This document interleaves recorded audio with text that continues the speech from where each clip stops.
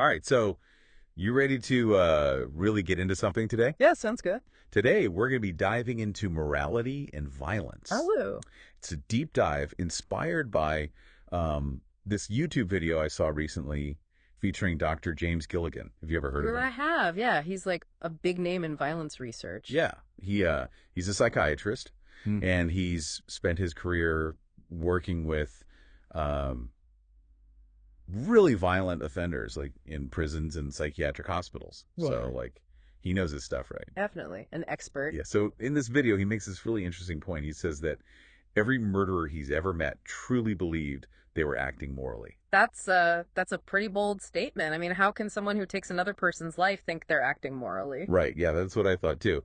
But he explains it with this idea called moral justification. Okay. So I guess it basically means that people who commit violence, they often twist their sense of morality to justify what they've done. So they're like creating their own sort of moral code where violence is acceptable, even necessary. Yeah, I think that's kind of what he's getting at.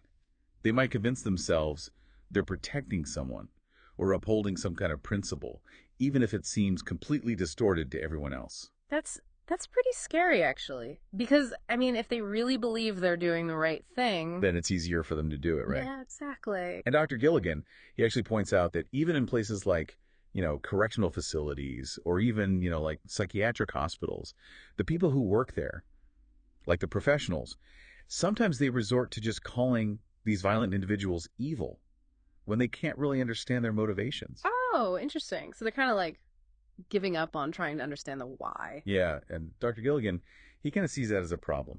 Mm. He thinks that by just labeling someone as evil, we stop trying to understand the real reasons behind their violence.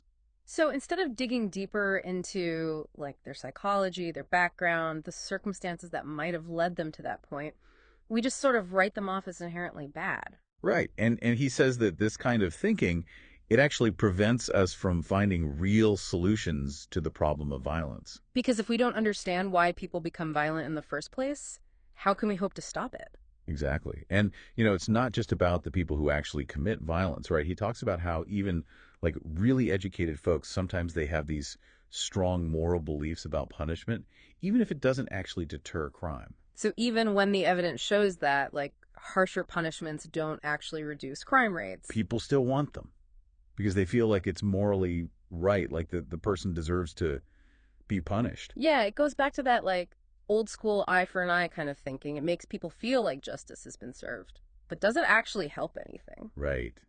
That's a good question. It seems like Dr. Gilligan is pushing us to like reconsider what justice even means in these situations. Like if we're just focused on punishment, are we actually addressing the root causes of the problem? Yeah, and there's a whole other way of looking at justice, right? Like restorative justice, which is more about repairing the harm and focusing on rehabilitation. Oh yeah, I've heard of that. So instead of just locking someone up and throwing away the key, you try to understand what led them to commit the crime and help them become a better person. Exactly. It's about acknowledging the harm that was done, holding the offender accountable, but also giving them a chance to make things right and reintegrate into society. It sounds like a more compassionate approach, Mm-hmm. but I guess it's probably a lot harder too, right? I mean, it requires a lot more effort and understanding from everyone involved. For sure. It's definitely not the easy way out. But some people argue that it's ultimately more effective in reducing violence in the long run. I mean, think about it. If someone just serves their time in prison without any kind of rehabilitation, what's stopping them from committing another crime when they get out? That's a really good point. It seems like just focusing on punishment doesn't really address the underlying issues.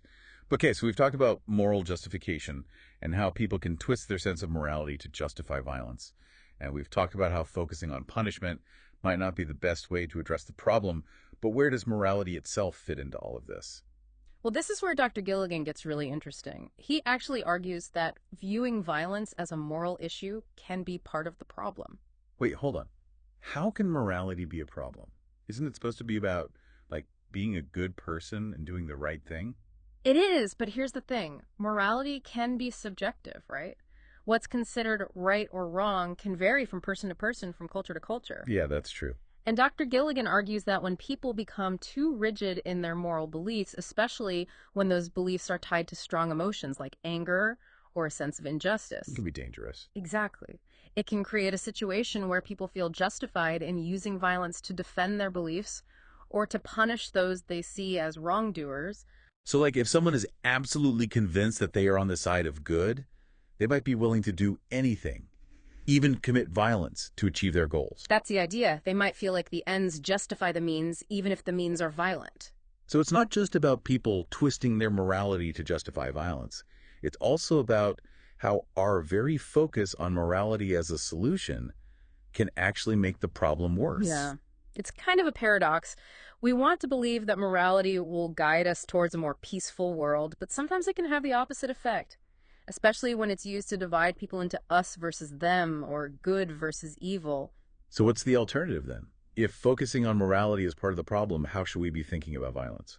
Well, Dr. Gilligan suggests that we need to shift our focus from moral judgment to understanding the root causes of violence. So, like, instead of just saying someone is evil, we need to try to understand their background, their experiences, the factors that might have contributed to their violent behavior. Exactly. And that means looking at things like poverty, trauma, mental health issues, social inequality, all these factors that can create environments where violence is more likely to occur. So it's not just about individual choices. It's about understanding the systems and structures that create the conditions for violence. Precisely.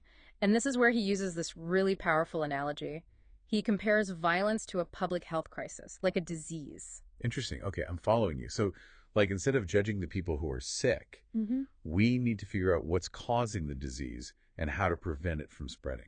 Exactly. Just like we wouldn't blame someone for getting the flu, we shouldn't just blame individuals for being violent without considering the factors that might have made them vulnerable to violence in the first place. That's a really powerful way to think about it. So, what are some of the things we can do as a society to address this public health crisis of violence? Well, it starts with recognizing that violence is a complex problem with complex causes.